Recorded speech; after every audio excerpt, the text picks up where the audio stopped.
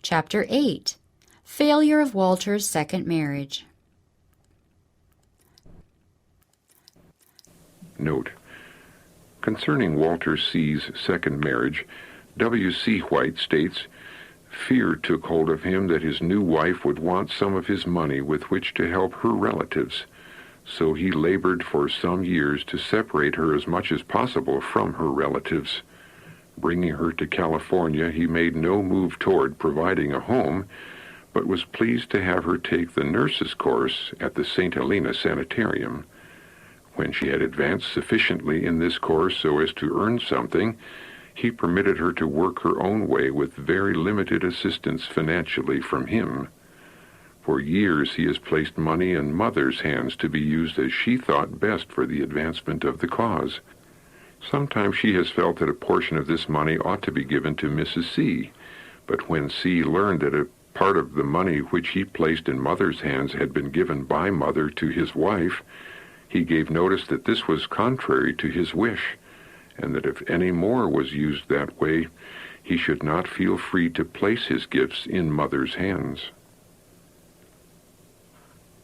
To the second Mrs. C., April 16, 1907. Dear Sister C., I have received your letter, and in reply to it I would say, I cannot advise you to return to Walter C. unless you see decided changes in him. The Lord is not pleased with the ideas he has had in the past of what is due to a wife. At one time I spoke very plainly to Walter in regard to his responsibilities to his wife. It is very clear to me that it would be a mistake for you to be united again while your love for him is quenched. He cannot make you happy unless his views are changed. Responsibility to parents. You have a duty to perform to your mother. You should not place yourself in a position where you would be miserable and unhappy. And if Brother C. holds to his former views, the future would be no better for you than the past has been. He does not know how to treat a wife. I feel very sad about this matter. I feel indeed sorry for Walter, but I cannot advise you to go to him against your judgment. I speak to you as candidly as I spoke to him. It would be perilous for you to again place yourself under his dictation. I had hoped that he would change. Brother C. can place his father in one of our sanitariums, where he will have good care. Your experience of the past is not to be repeated. When you are released from the care of your mother, you can act a part in one of our sanitariums.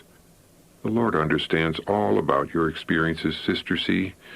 Be of good courage in the Lord. He will not leave you nor forsake you. My heart goes out in tenderest sympathy for you. Hang your helpless soul on Christ. Help needed in sanitarium. You know that not one word passed between you and me in regard to your going to Battle Creek. Neither have you spoken to me concerning your life with Brother C. in the past. Not a word of complaint have you made to me.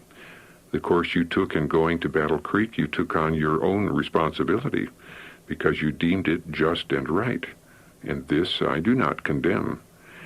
Now, my dear sister, you have obtained a knowledge of how to treat the sick, and your help is needed in our sanitarium work. When you write, please tell me in regard to your mother's health. What are you doing? We need faithful workers in our sanitariums that can give treatment